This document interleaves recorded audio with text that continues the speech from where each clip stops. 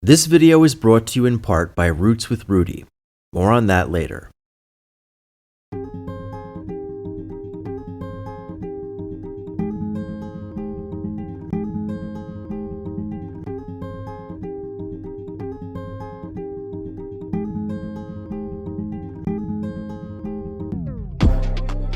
In 1931, the International Olympic Committee chose Germany to host the 1936 Olympics, the Winter Games in Garmisch-Partenkirchen and the Summer Games in Berlin.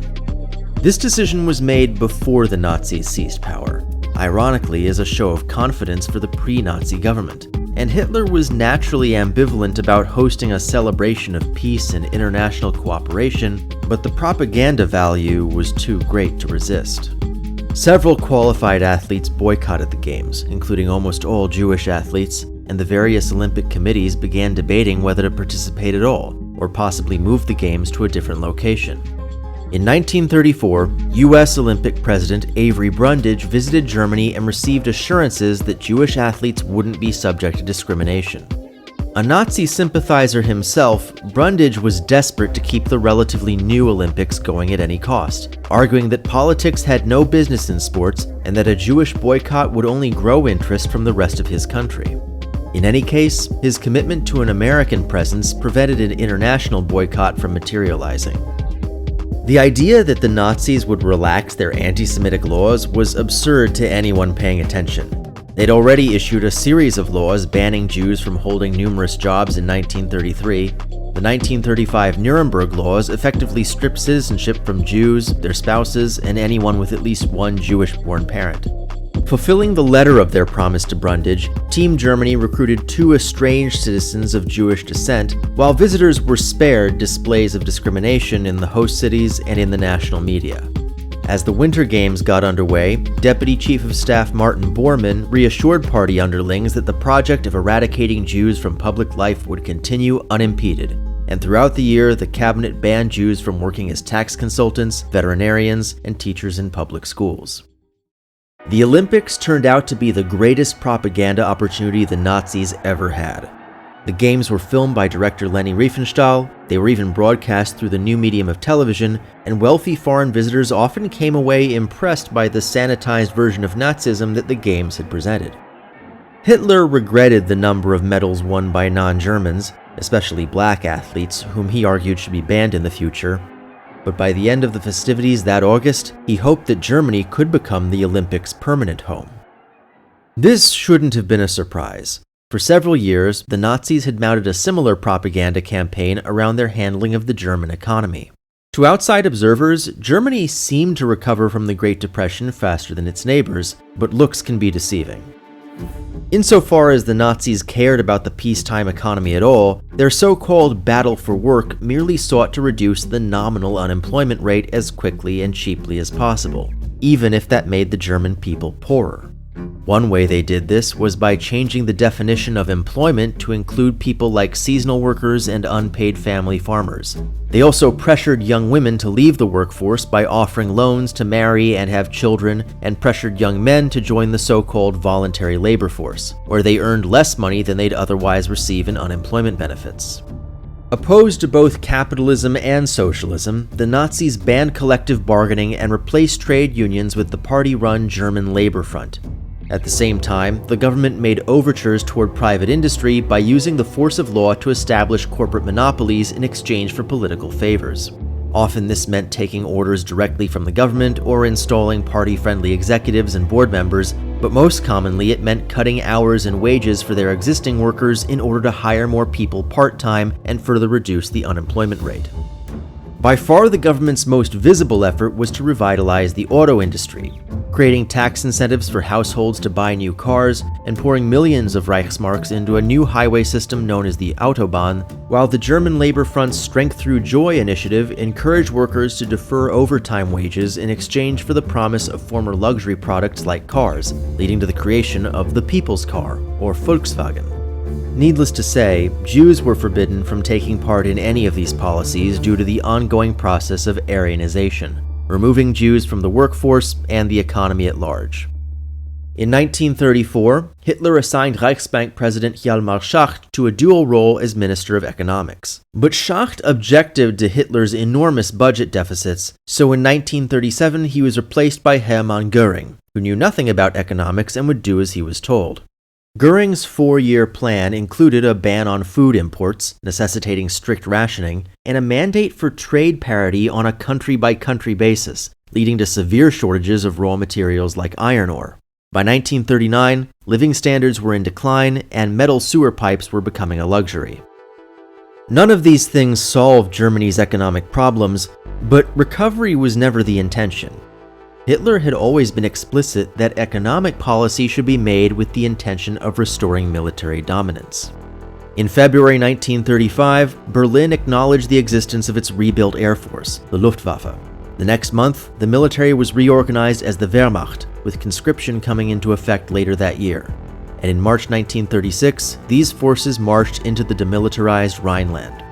Each of these actions violated Germany's obligations under the Treaty of Versailles, but the League of Nations did nothing. And in 1936, Germany put its new military to the test by deploying the infamous Condor Legion to assist the nationalist rebels in the Spanish Civil War. Expanding the auto industry meant more factories to produce tanks. Hundreds of thousands of workers who deferred their overtime pay for a new car had those earnings confiscated by the government to spend on rearmament. Even pushing women out of the workforce was meant to turn them into broodmares for the next generation of racially pure soldiers, both enabling and, in Hitler's mind, justifying the conquest of living space across Europe and eventually around the world. The insane deficit spending on rearmament had been the main source of tension between Hitler and Schacht, but Göring agreed with Hitler that financial ruin could easily be avoided by plundering and enslaving the continent. But first came the project of a Greater Germany. Just to the southeast, Austria had undergone its own fascist takeover in 1934. Their economy was even worse than Germany's had been, and support for a union between the two countries was widespread.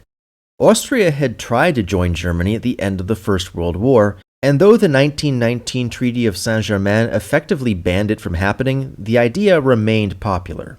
The rise of the Nazis had turned some Austrians away from the idea, but not as many as you'd think, and the country was rich in raw materials like iron that the Nazis desperately needed for rearmament, leaving it as the obvious first step towards an enlarged Germany. By 1938, it was doubtful whether anyone would or could stop them. The League of Nations had proven itself toothless. A few years earlier, France could have taken action by rolling into the demilitarized Rhineland, but obviously that was no longer possible. As the world's first fascist dictator, Italy's Benito Mussolini had a tremendous influence on Hitler, but they still disagreed on a lot, especially when it came to foreign policy. So for Mussolini, Austria was a crucial buffer state. But when Italy invaded Ethiopia in late 1935, Germany was one of very few countries that didn't impose sanctions, bringing the two closer together. Both countries deployed troops to assist the nationalists in Spain, and by joining Germany's anti-Comintern Pact in 1937, Mussolini tacitly agreed to drop his opposition to the proposed annexation, or Anschluss. The only remaining obstacle was Austria itself. As an extreme form of nationalism, fascism doesn't really lend itself to international cooperation. So while a majority of Austrian citizens probably favored the Anschluss, the ruling Fatherland Front didn't. But without the threat of retaliation by France, Italy, or the League of Nations, Austrian Chancellor Kurt von Schuschnigg had no leverage. When he desperately attempted to legalize opposition parties and hold a public vote against annexation, Hitler threatened to invade. On the 11th of March, Schuschnigg resigned in favor of local Nazi leader Otto Seyss-Inquart. The next day, the Wehrmacht invaded unopposed, and the day after that, Seyss-Inquart and the Reichstag in Berlin jointly declared the Anschluss complete. To maintain the pretense of popular sovereignty, Hitler organized his own referendum in support of annexation. Never mind that it had already happened, or that a majority of Austrians probably supported it. Over the next several weeks, the SS and Gestapo purged the Austrian government, arrested tens of thousands of socialists and ex-government officials, and disenfranchised around 360,000 opposition members, Romani, Jews, and people of recent Jewish descent. The vote on the 10th of April wasn't secret, and the ballot looked like this, with a big circle in the middle for yes and a small one on the side for no. The reported outcome was 99.73% in favor, with 99.71% turnout. By annexing Austria, Germany also inherited the world's 12th largest Jewish population, mostly living in Vienna, and that just wouldn't do. Over the next several months, the Nazi Party confiscated all Jewish-owned real estate, businesses, and any personal property of value like fine art. Any Jews with a criminal record, no matter how minor, were interned at the Dachau concentration camp near Munich, and by the end of the year, all Jewish communities outside Vienna had been liquidated. Jews had already fled Austria when the Fatherland Front took power, but it was nothing compared to the mass exodus of 1938.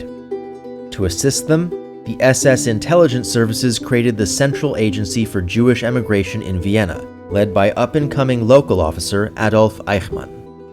At the same time, Vienna descended into anti-Semitic riots so severe that Nazi leadership had to step in and threaten their own officers for fear that public order would collapse entirely. But by then, the violence had already spread to the rest of Germany, often directed by propaganda minister Joseph Goebbels. In Dresden, Jewish-born linguist Victor Klemperer remarked on the constant threats and demonstrations on his street, in the city center, and in the newspapers, lamenting, "We shall not live to see the end of the Third Reich." To add pressure on the Jewish population to leave, the cabinet in Berlin initiated a third wave of anti-Semitic laws.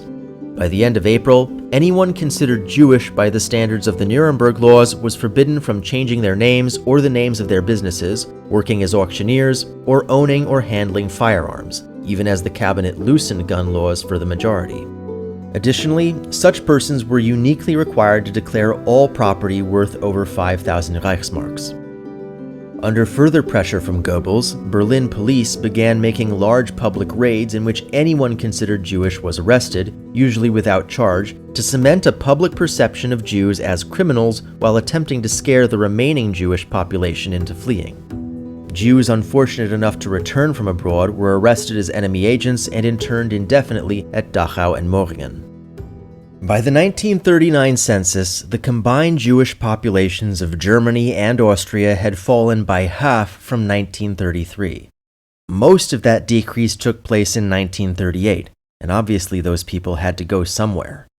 Well-connected individuals like former banker Max Warburg, psychologist Sigmund Freud, theater director Max Reinhardt, and biochemist Otto Fritz Meyerhoff may have been welcomed with open arms, but they were the exception. Most developed countries had severely tightened their immigration laws in response to the Depression, and of the roughly 200,000 Jews who'd left by mid-1938, most ended up in other European countries undocumented and broke. To say nothing of the Jews still in Germany, who tended to be poorer and couldn't afford the necessary bribes to obtain an exit visa or passage on the clandestine Danube ferries organized by the Gestapo.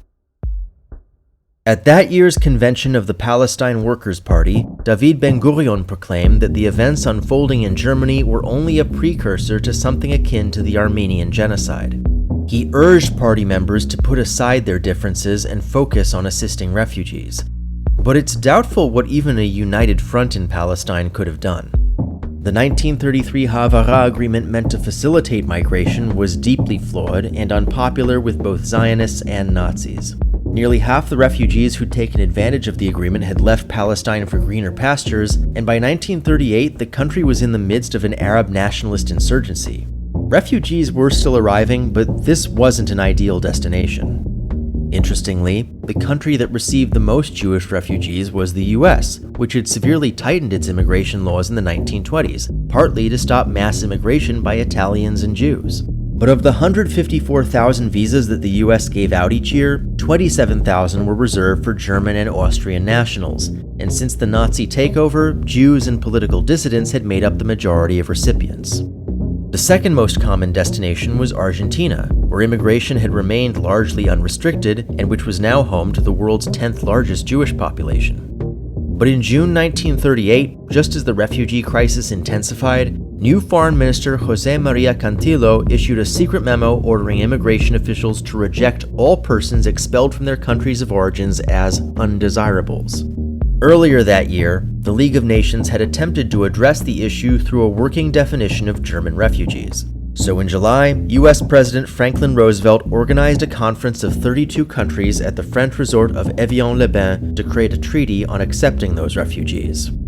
Roosevelt's objective was not to bring more refugees to the US. Having accepted the most refugees from Germany already, the American delegation insisted that the annual quota of 27,370 was adequate, and that the rest of the world needed to catch up.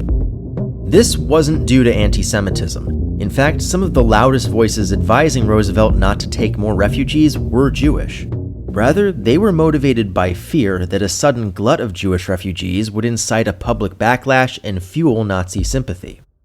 This sentiment was shared by the Australian delegation, who proclaimed, "As we have no real racial problem, we are not desirous of importing one." This was a slap in the face to Britain, France, and the Netherlands, who'd collectively accepted a larger share than the US. They knew the Americans were economically better positioned to take people in. And besides, wasn't the US a country of immigrants? The Soviet Union flatly refused to participate. Within a year, they'd closed their borders entirely. But the greatest opposition within the conference came from the Canadians. Since 1931, Canada had the strictest immigration laws in the Americas. Its chief immigration official was intent on keeping Jews out of the country by any means, and Prime Minister Mackenzie King advised his representatives to subtly undermine negotiations, owing to his unusual views on race and the supernatural. Only one country volunteered to open its doors. Dominican dictator Rafael Trujillo was fixated on lightening the average skin color of his country's population. Less than a year earlier, he'd committed a genocide against Haitians for exactly that purpose. Now he offered to accept 100,000 Jewish refugees to establish a new industrial center at Sosua. He even donated around 27,000 acres of his own land for the project. But internal preparations were slow. Sosua wouldn't receive any refugees until 1940, and never in the numbers Trujillo had hoped for. Mexico expressed a willingness to accept more refugees, though in practice they largely closed their doors. Colombia and Peru made modest offers, and the conference did establish a permanent intergovernmental committee on refugees, but the intransigence of the Western powers, absence of the Soviets, and sabotage by the Canadians prevented any final agreement. Several countries set benchmarks for the number to be admitted, and in practice ended up taking more, but it was never enough to meet demand. They probably thought they had more time. But before explaining why, I need to talk about today's sponsor. Due in large part to the events described in this video, a large number of Jews around the world are eligible for EU citizenship through Germany. And that's something that Roots with Rudi can help with.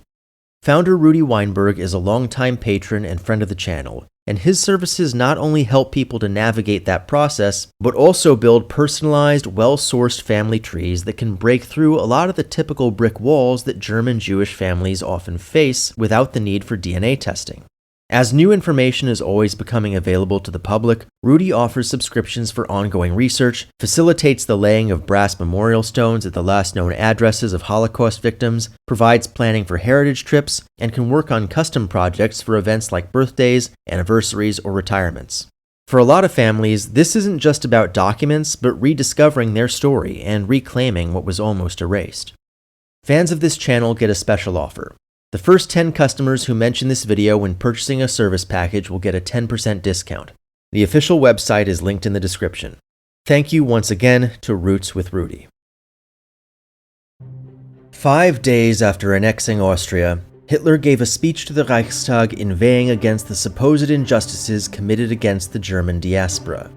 The next target was clear. Czechoslovakia's German-speaking minority was hit especially hard by the Great Depression, as they made up a larger-than-average share of skilled workers in cities. This, combined with the rise of Hitler next door, helped fuel the rise of the Nazi-funded Sudeten German Party.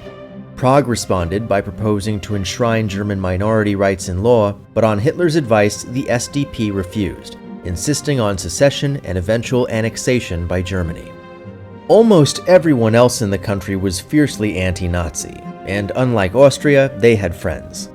Though Hitler had drafted invasion plans the previous year, following through would trigger a defensive alliance with France, possibly joined by Britain and the Soviet Union. Many in the cabinet and the Wehrmacht doubted whether Germany could win a war on that scale. In the meantime, German troops massed near the Czech border, the Sudeten German party staged violent outbursts to provoke Czech authorities and create a pretext for invasion, and at the annual party rally in Nuremberg, Hitler made his intentions public. This pushed British Prime Minister Neville Chamberlain into action. Chamberlain knew that Britain wasn't prepared for war with Germany, nor that the British people would support a war over the Czech question. He was also ignorant of Hitler's true ambitions. In his mind, this may well have been a prelude to the conquest of Europe, but equally he believed Hitler may just seek to undo the perceived injustices of the Paris peace treaties and bring the German-speaking regions under one government. At their first meeting on the 15th of September, Hitler demanded self-determination for the Sudetenland, which Chamberlain interpreted as the latter. But just a week later, Hitler rejected his own terms from the previous meeting and insisted on the immediate transfer of land to Germany. At the same time, the Wehrmacht made small incursions into Czech territory, while Poland and Hungary joined the call for land or war. On the 26th, Hitler gave an unusually distraught speech in Berlin inveighing against a supposed Czech genocide against the German minority, which must be answered by immediate invasion. This spooked Goering of all people, who secretly reached out to the British, French, and Italian governments, who in turn asked Hitler to hold off on invading until they could hold a conference in Munich and reach a diplomatic solution. Let's be clear, this was not a negotiation. This was merely a public display meant to hold Hitler's hand and convince him to take yes for an answer. The Czechoslovaks weren't invited. The Sudetenland was signed away to Germany, and the next day, Chamberlain proclaimed peace for our time to the cabinet in London. Now, did he actually mean it? The claim of peace for our time is rightfully ridiculed in hindsight and was widely ridiculed at the time. But from the moment he returned, outside observers began to debate whether Chamberlain was really serious about avoiding war entirely, or whether he willingly sacrificed his credibility to delay war until Britain was prepared to fight one. In his memoirs, Herbert Samuel insisted that it was a delaying tactic. He'd always criticized the government's negligence regarding the Nazi threat, first as Liberal leader in the Commons and then as a newly created Lord, but his response to the Munich Agreement was so positive that Chamberlain briefly invited him to join the cabinet. He didn't think declaring war in 1938 could be justified to the British people, but insisted that Britain should still strive to be ready if war broke out. Indeed, British rearmament continued as before. But Samuel was in the opposition and couldn't exactly read Chamberlain's mind. He also published those memoirs in 1945, and if you look at the full text of that speech, he was far too willing to believe that Hitler could be appeased. So without evidence to the contrary, we should probably take Chamberlain at his word. This we know for certain. Britain and France cynically sacrificed Central Europe's last remaining democracy out of fear for a man who could neither be appeased nor deterred, and for the benefit of a regime that was, in reality, far weaker than it appeared. 2 days before the Munich Agreement, Hitler directed a military parade through Berlin. He'd expected cheers. Instead, he was met with silence as evening commuters avoided the parade route. Foreign journalists and anti-fascist operatives in other cities reported similar reactions across the country. Despite the best efforts of the Nazi propaganda machine, the German people were in no mood for war. Naturally, the peaceful annexation of the Sudetenland was widely celebrated, but this infuriated Hitler even more. To him, war was the point, the defining characteristic of the German race. Where was the bloodlust? Where was the FOMO? Where was the German worker dreaming of death on the battlefield? Why was the government paying women to breed more meat if not to be sacrificed in a beautiful, endless hail of bullets for Führer and fatherland? Why had millions rallied to the party in the depths of the Depression if not for the promise of conquest? What did Goebbels and Streicher have to show for their propaganda? Peace? Hitler could console himself that at least Germany's children were indoctrinated, but even the young adults who'd brought the party to power were beginning to waver. Perhaps the propaganda had been too soft, the public too far removed from the inner workings of Berlin. Hitler knew the thrill of violence well. In the Great War, the beer hall putsch, the unrest of the last free elections, perhaps the people needed to experience that thrill for themselves. All this time, the terror against the Jews that began in March had continued uninterrupted. At the final Nuremberg rally where he denounced Czechoslovakia's right to exist, Hitler also denounced Western critics of the regime's treatment of Jews, continuing to insist that, despite probably being the most powerful man in the history of German politics, he remained a scrappy underdog fighting an uphill battle to liberate Germany from Jewish domination. After a fallow period following the Olympics, Goebbels redirected propaganda efforts toward demonizing Jews, while regional military governor Julius Streicher intensified his anti-Semitic attacks in his personal newspaper Der Stürmer, alongside a trilogy of books teaching kindergarten-aged children that all Jews are evil, that the existence of even a single Jew could doom the German race, and that humanity's salvation depended on a final solution to the Jewish question. In Berlin, local police issued a 76-point plan outlining how officers should harass Jewish residents without technically breaking the law. Ironically, this plan was set out to deter vigilantes from continuing harassment, but in practice it only compounded the violence that had become a fact of daily life. Back in Austria, Eichmann had refined the central agency into a fine-tuned machine, taking wealthy members of the Jewish community prisoner and using them to pay for the exit visas for the poorest members of the population as they waited under horrific mistreatment at Dachau. By October, the agency had processed tens of thousands of deportees and frightened several thousand more into crossing on foot into Italy and Yugoslavia. Over the summer and early fall, the cabinet banned Jews from health spas, revoked the licenses of Jewish doctors and lawyers, mandated a special Jewish edition of the German passport and forthcoming national ID card, and published a list of acceptable given names for Jews to have. Those whose names weren't on the list were automatically renamed Israel or Sarah by the Interior Ministry.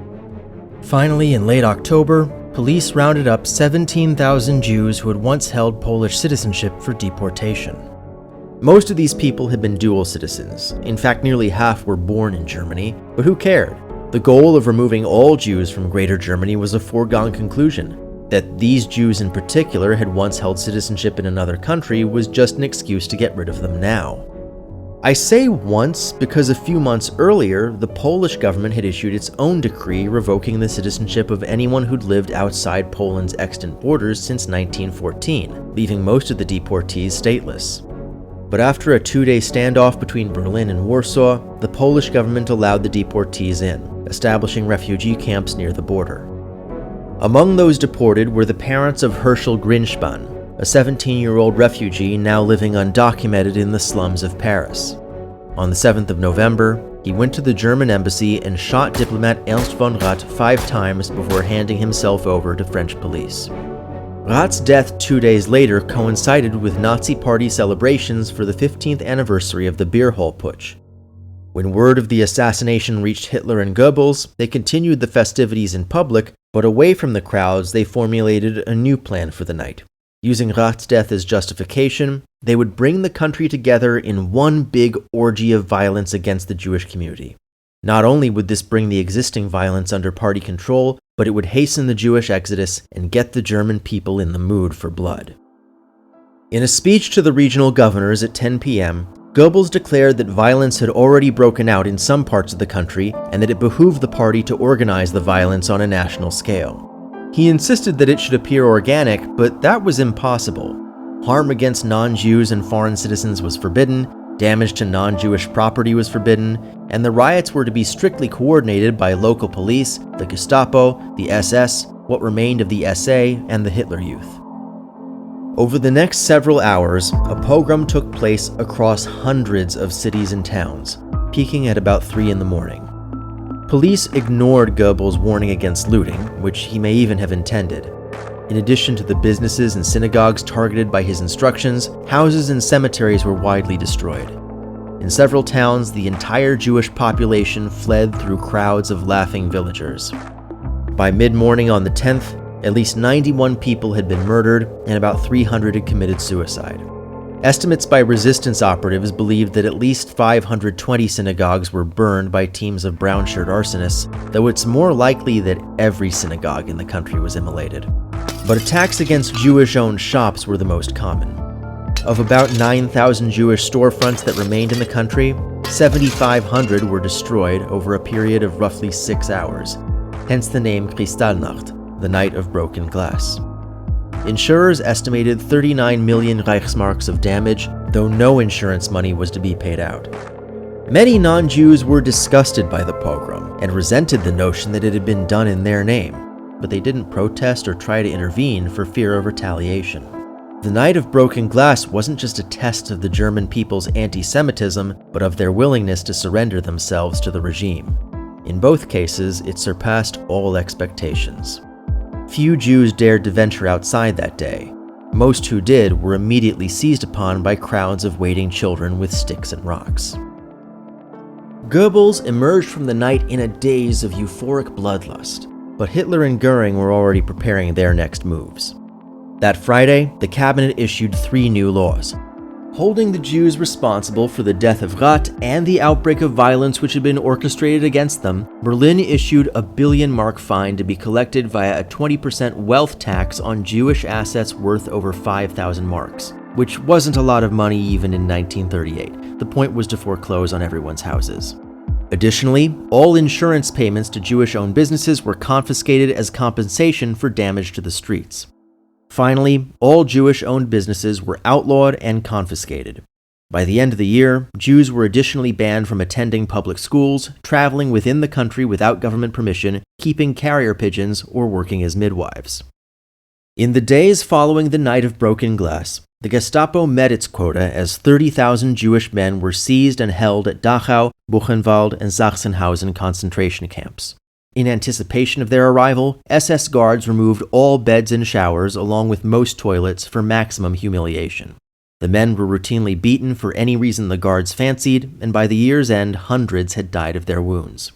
On the 16th, those over 60 were released. All others were held indefinitely until they could secure a promise to leave the country. Most couldn't afford an exit visa, so the torment continued. Downplaying the extent of the violence in his Berlin newspaper The Völkisch Observer, Goebbels maintained that this was a just and kind revenge for the murder of a member of the German race. To be a Jew was to be a criminal from birth. Any international backlash to that night's violence was just another crime for which all the world's Jews would soon be punished. To be a German, he said, was to be an anti-Semite. The international backlash was fierce and near universal. Goebbels may have urged his hooligans not to harm foreigners in Germany, but those foreigners still had eyes and ears. One of them was Ho Fengshan, the Chinese consul in Vienna. So horrified was the young diplomat by the scenes he'd witnessed that night that he defied the orders of his superiors and issued 2,000 visas for Jews to leave Greater Germany and take refuge in the international concessions of Shanghai. Admittedly, Shanghai was under Japanese occupation as part of its fascist war of aggression, but thus far the international concessions at the city's center had been spared. The British were similarly horrified by the ultra-violent spectacle. After several days campaigning by Jewish, Quaker, and human rights groups in London, Parliament organized the Kindertransport, taking in 10,000 child refugees through private funding, rapid organization by Jewish aid groups, and public appeals for foster homes by figures like Lord Samuel. Not knowing what was to come, the government required each child to arrive with a guarantee of £50 to pay for their eventual return to Germany. Meanwhile, Czechoslovakia was no more. Coinciding with the atrocities of November, Hungary and Poland followed Germany's example and made their own land grabs. In March, the German-backed Slovak Republic declared independence, allowing the Wehrmacht to occupy the remainder of Czechia, proclaim a protectorate, and plunder its resources while Hungary annexed Ruthenia. In January 1939, Hitler spoke to the Reichstag proclaiming himself a prophet, revealing his intentions to go to war, and declaring that international fear and disgust towards his regime and its actions was merely the result of a Jewish conspiracy intent on dragging the world into war against Germany, for which their race would be exterminated. To the north, he repeated the tactics of the Czech crisis to force Lithuania to give up the Memeland while threatening an invasion of Romania to seize control of that country's oil industry. As winter turned to spring, he renounced Germany's peace treaty with Poland and threatened to invade in order to annex the free city of Danzig, which was under Polish protection but already ruled by a local chapter of the Nazi Party. At this point, Chamberlain realized that appeasement had failed and pledged British and French support for Poland. Though only 50 years old, Hitler feared for his health, worrying that he might not live to begin the glorious eternal race war that was his German paradise. Even in 1939, making war against all his enemies would have been impossible. but he might have found a loophole that could begin the conquest years ahead of schedule.